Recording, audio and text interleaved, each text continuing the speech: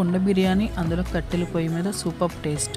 ఒక half KG chicken తీసుకొని కారం, ఉప్పు, పసుపు, ధనియాల పౌడరు, అల్లం వెల్లుల్లి పేస్టు, గరం మసాలా వేసి బాగా కలిపి కొంచెం పెరుగు, నిమ్మకాయ కూడా పిండుకొని బాగా కలిపి ఒక 2 అవర్స్ పక్కన పెట్టండి.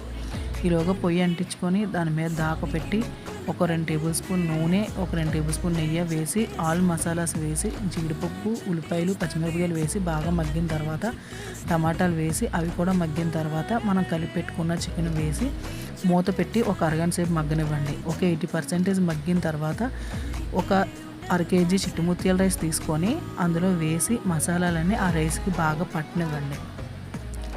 అంటే గ్లాస్కి 2 గ్లాసులు వాటర్ చొప్పున మీ లెక్క ప్రకారం వేసి మూత పెట్టి బాగా ఉడికిన తర్వాత తగినంత ఉప్పు వేసి బాగా దగ్గరికి రైస్ పలుగ్గా ఉడకనివ్వాలి. కుండలో మాత్రం బిర్యానీ ఒక్క లెవెల్లో ఉంది, తప్పకుండా ట్రై చేయండి. చాలా అంటే చాలా బాగుంది.